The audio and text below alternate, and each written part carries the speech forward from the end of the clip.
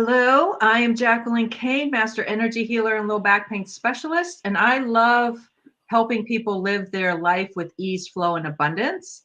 And I also love introducing people who are doing amazing things and sharing them with my community, because it takes a village to live our healthy, wealthy life. It's not just one way. We need to learn many things, because I know for myself, I was never taught a lot of things, and I've had to learn along the way. So I'm bringing on people who have helped us and created ways that are just easy, and they're experts in their field. So today I am happy to bring on Teresa Dotson. She's a registered dietitian, and she's going to share with us who she is and who she helps and how we can bring more joy into the holidays around food. Imagine that. I'm sure some people are like, no, that's not, those are not two words that go together, joy and food. So Teresa, will you let everybody know who you are and what you do? Sure. As Jackie said, my name is Teresa Dotson. I am a registered dietitian. I now can officially say I've been a dietitian for more than half of my life. So this is like what I do, what I love, right? I went to school at St. Joseph College and got my nutrition and dietetics degree. And then I went back to school and got a master's in healthcare management. And I have a private practice called Nutrition Solutions for Life in Canton, Connecticut. I do individual one-on-one sessions. I do group nutrition counseling, wellness, risk reduction programs, etc. One of the things that I love now compared to where I started 15 years ago is most insurance plans now have preventative benefits. So most of the time people are eligible to come and see me under their prevention part of their plan.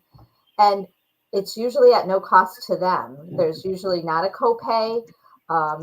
So I would encourage you, if you have insurance, to use your insurance. I know we're all scrambling now because there's like two and a half weeks to use up all of our healthcare dollars, right, before the end of the plan year.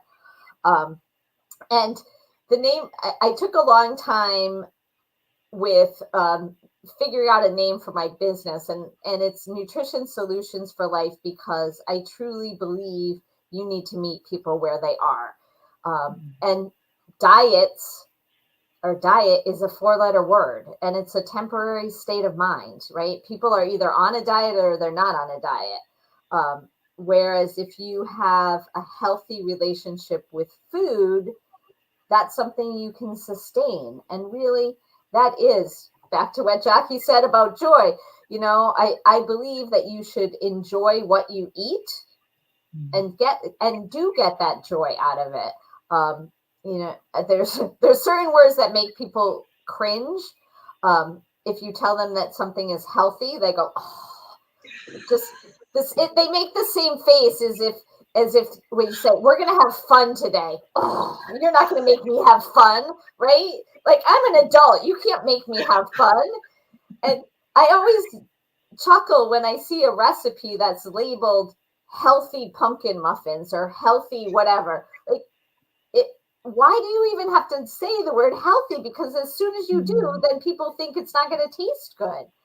But I think you can learn to love food if you step outside of that restrictive mentality, right? I think of calories as an allowance, and just like money, spend it wisely, especially around the holiday times when we're surrounded by food and parties and everything else. And I always say, prioritize what it is that's really special. You know, if your Aunt Sue makes amazing pecan pie, or, you know, Uncle Bob makes the most amazing stuffing, or whatever the case may be, that you only get that's what you should focus on and spend your calorie allowance on those things. You know, something like mashed potatoes that you can get every day, or you probably make it, you know, once or twice a week. Why would you waste the calories? Or rolls. I always laugh at the dinner rolls. Like, you have this beautiful plate of food. Like, why do you need a dinner roll too? Right? It tastes good. I don't know. I'd rather save it for a cookie or a piece of cheesecake. I'm not going to waste my calories on the dinner roll that I can get anytime. That's true. That's true. And do you think, I do agree that in the past, I know when I was trying to eat healthy, like pick the better pasta, the selection was not good. Things seems to have changed a lot since then. Absolutely. And I think that, and grains are such a cultural thing, which again goes back to the whole holiday and celebrating the foods that are special to you. The dietary guideline is make half your grains whole.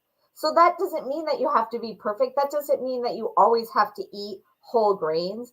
And for some people, certain grains have a cultural piece to them. Like if you're from a culture that eats mainly white rice, I'm not going to convince you to eat brown rice, right? But on the other hand, you might eat corn tortillas, or you might be open to eating whole grain pasta. Now, I am a white middle European person. You are not going to convince me to eat whole grain pasta. I don't care. I'm just not going to do it. It's not going to happen for me. But I'll eat brown rice and I'll eat whole grain bread and I'll eat, so I think that it's not about perfection. It's about progress, right? And balancing it out. Right. So how did you get to where you are? What was your story? So, well, my parents were divorced when I was 10. And when we went to my dad's house, he had no idea how to cook. So I learned very quickly how to cook because otherwise we didn't eat.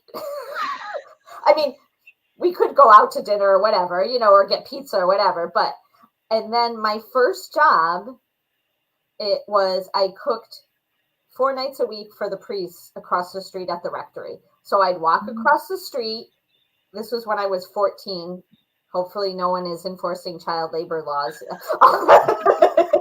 I'd walk across the street and I'd make them dinner. And so I had to come up with dinner and ideas and everything like that. And then I had a very good friend who had eating disorder in high school.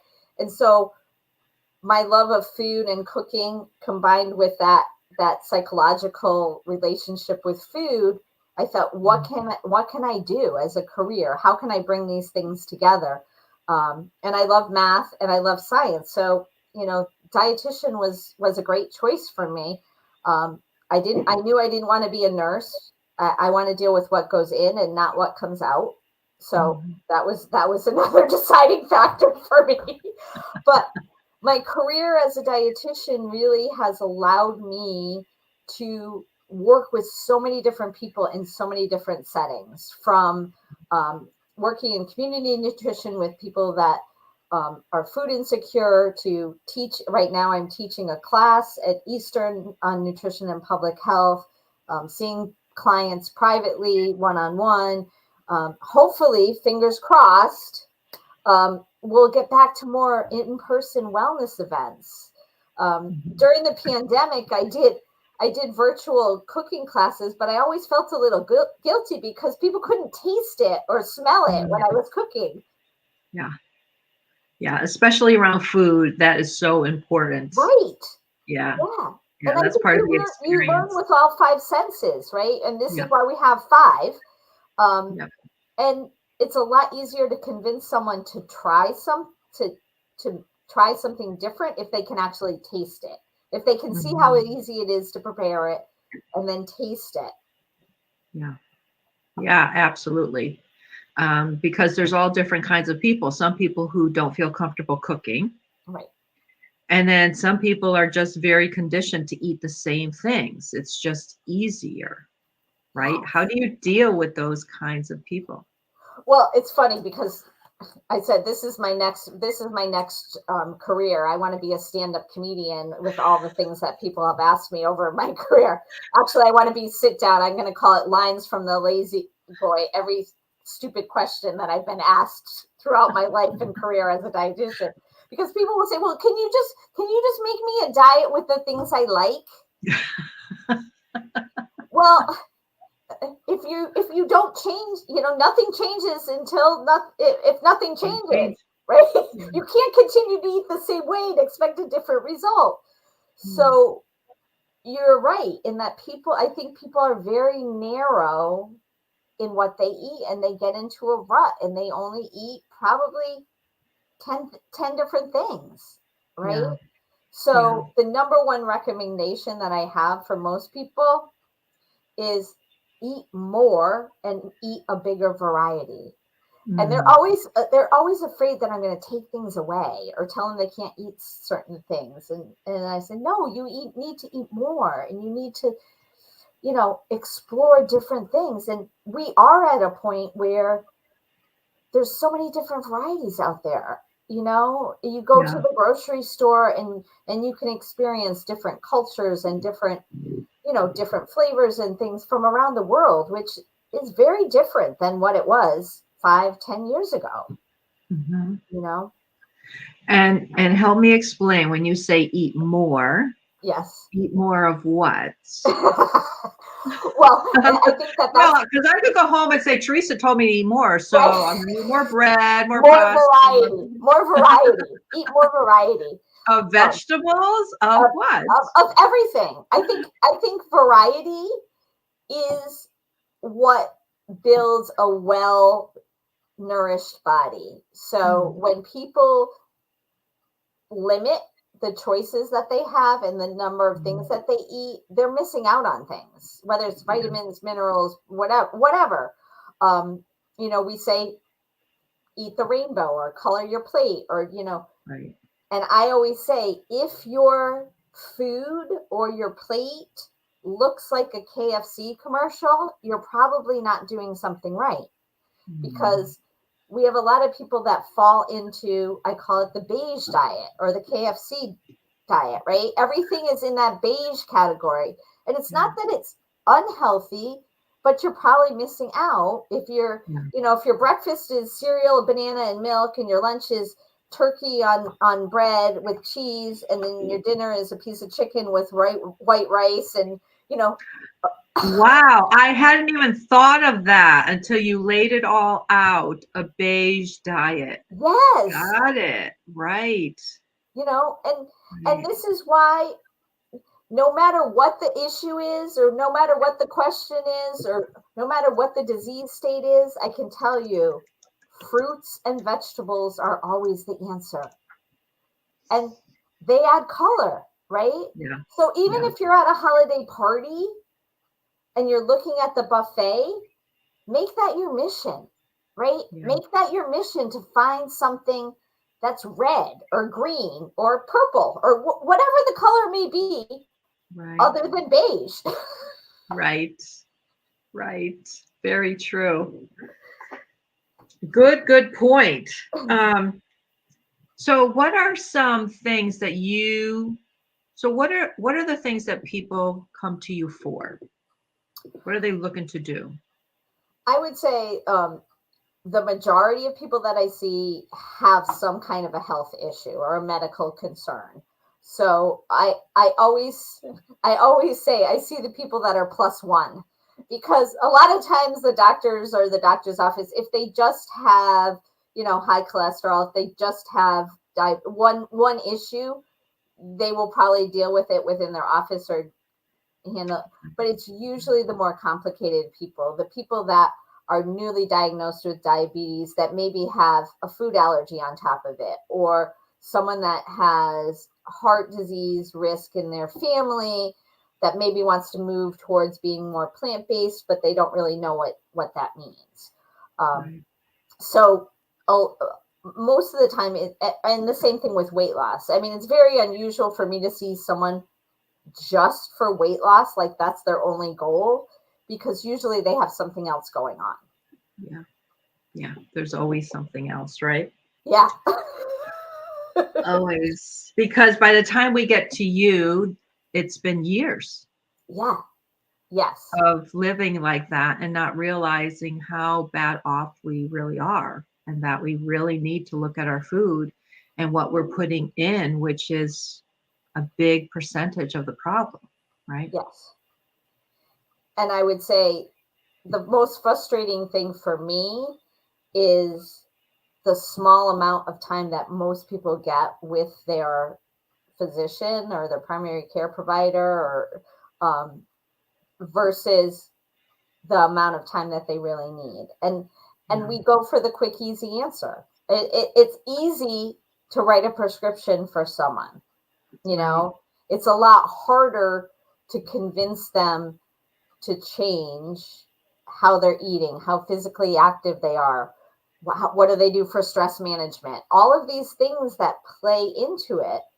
We hear about things. The Mediterranean diet, quote, is most well studied and way of eating, but it's not just about the food.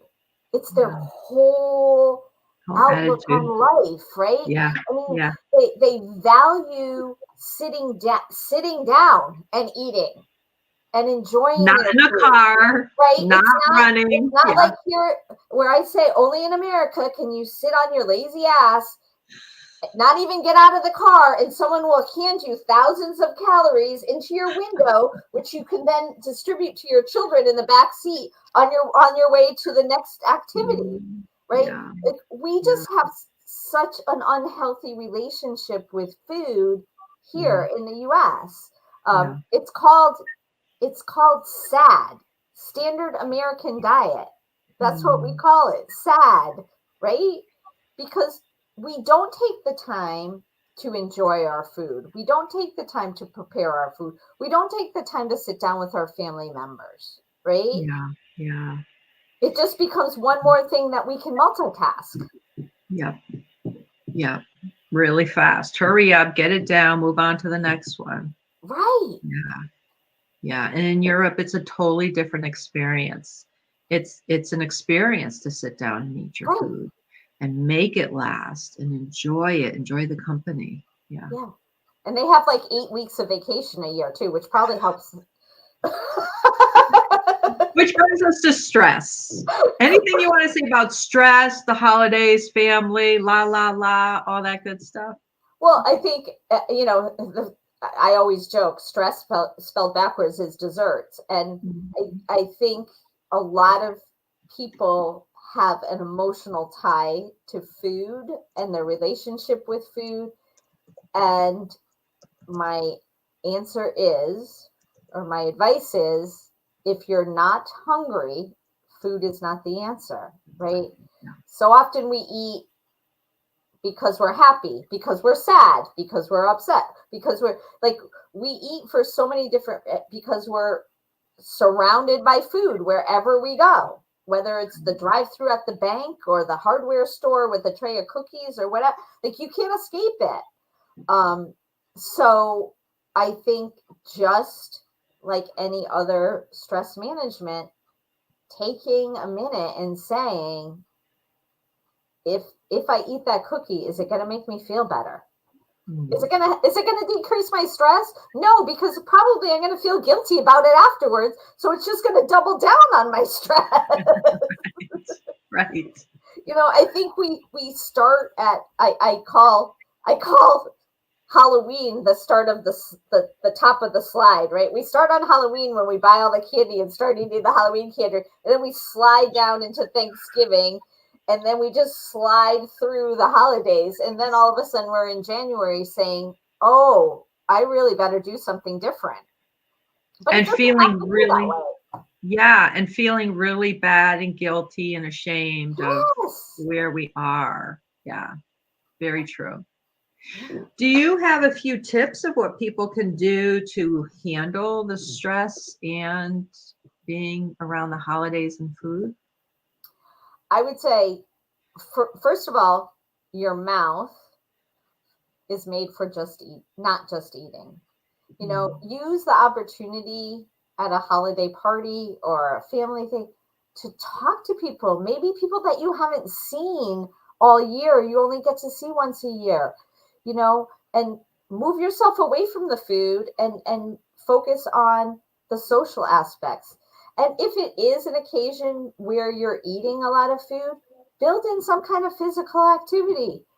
I mean, I just bought this fun snowball game that we can do at the Christmas party that, they're like little foam snowball, and it's like it's a little bit safer than darts. But any kind of physical activity, because not only does that offset the extra calories, but it also gets all of that good chemicals and, floating around and all those good feelings that you get. Yeah. And I would say the most important thing, don't drink your calories. Yeah. Because that's where it really adds up. And when you drink your calories, you're not even less hungry and you don't realize it. And, alcohol is, I call it calories without nutrition, right? Because when you have a drink and it's not giving you anything in return. And if you have too many, the next day you wake up and you feel like crap. So you think, why did I do that? Right? So there's a huge trend right now with mocktails and people really making a lot of non-alcoholic drinks. Yeah. And don't make it be a punishment. It's like that diet, right? Like saying, oh, God, I have to drink this. Like, make it fun. I do holiday ice cubes, put some fruit, put some mint, put something fun and put it in an ice cube tray and freeze it. And then use that with some sparkling water or add a splash of, cranberry juice to add a little color or something so that it still seems fun. Not like a punishment. I have to drink water instead of a glass of wine. Yeah. Yeah. But I think that's where a lot of people don't realize those extra calories that add on, because it's at the end of the day, right? Yeah. If it's not, that's another issue.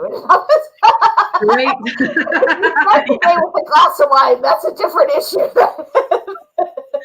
Yeah, absolutely.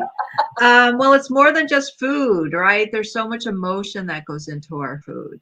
Yeah. All of that. And I'm assuming that's also what you help people with. Yeah. And I think one of the things is, I just posted something about baking and passing down holiday traditions. And, not everyone is fortunate enough to have multiple generations in their family. But when you do, really being able to get into the kitchen and pass on that skill. This is, to me, the best gift you can give your children is love of food and how to prepare that. I mean, they don't have to be a gourmet cook, but they should at least know how to do some dishes and, and how to make a few basic things. And I always say, how people eat based on where their trash can is. What? Say that again. You know how people eat based on where their trash can is. Because if you are a family that cooks, you have your trash can next to the sink or where you're doing your food prep, right? Right. If you're a family that gets to go, your trash can is near the dining room or wherever you eat because you clear the table into the trash. Right? Think about it. Next time you visit someone's house, see where their trash can is, and you're gonna look for that.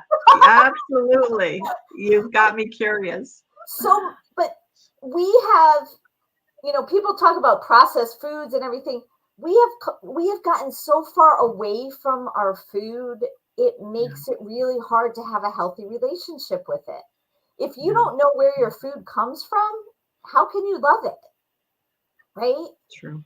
And I think learning those things and trying new things, whether it's being the family recipes that are handed down or trying something from a different culture or trying something, we're in Hanukkah right now. So maybe in honor of Hanukkah, you try something that's traditionally a Jewish dish. And if you're Jewish, maybe, at Christmas time, you don't go to the Chinese food and movie theater like the stereotype goes. Like maybe you try something that's, I don't know, more Christian. I don't know. But, exploring all those different things adds that variety. So going back to your question about more, that's what I'm talking. More variety, a wider experience with food and giving yourself options. Got it. So if anybody's watching now or going forward, this will be on Facebook and YouTube. If you have any questions, feel free to share them. And I'm going to be leaving. Why don't you share how people can get in touch with you? Okay, so I have posted, I have Facebook, I have LinkedIn, which is more of a business thing. Instagram, which I post a lot of times, I will post pictures of my food or different recipes and things like that. And then during the pandemic, one of the fun things that I did was my daughter encouraged me to start a YouTube channel. And what we would do is fabulous Friday fridge finds. So on Fridays, I would go into my refrigerator and I would gather all the stuff that was left over from the week, and I would, remake it into an amazing dish. And then, just throw in a little different nutrition tips along the way, and really get people thinking about what it is that they could do with their food, instead of ordering out on Friday night, or instead of throwing it away because no one ate it. Yeah. Wow. That's brilliant. It's brilliant. Because sometimes we do get by. So I know for me, I get to Friday and I'm like, okay, what are we doing? What do you want me to cook on the weekends? So I try to cook on the weekends so that I'm not cooking all day, all week long, especially during a busy day. That's the last thing. And if I'm not planned and prepared, then I'm diving into the frozen. I'm diving into the process. So just trying to do these easy things to make it easy to stay on track. Yeah. And I do the same. Usually Sunday is Sunday afternoon is my prep day, and I cook at least parts of some things, like I'll make the sauce or I'll make something, so that during the week it's a little bit less work. And I love the crock pot, where you can put everything in one. You put it all together in the morning, and then at dinner time, after you're done working, you have it all ready. And that is so nice to come home to when dinner's all set. Yeah. All you got to do is take off the cover. It's fabulous. Right. Yeah, I love the crock pots. Right. Yeah. And that's with things like crock pots or soups or stews. I think that makes it easy to follow the concept or idea of making half your meal or half your plates vegetables, because you don't miss the starchy vegetables. You don't miss the bigger serving of meat when they're all cut up and it's all mixed together, right? It's a lot easier to eat a smaller portion of those things and then really pump up the amount of vegetables in it. Right. Great point. Any last words of information? No, thank you so much. And thank you for all that you do to keep people healthy and energized. And I would say, enjoy the holiday season, but really think about what it is that does bring you joy. And how are you going to feel the next day? How are you going to feel in January? Versus enjoying it and enjoying the whole experience. Yeah. Great advice. So thank you, Teresa, for being here. Again, feel free to reach out to Teresa if you're looking to create a better relationship with food and just have more joy around it. So thank you again, everybody, and have a great day.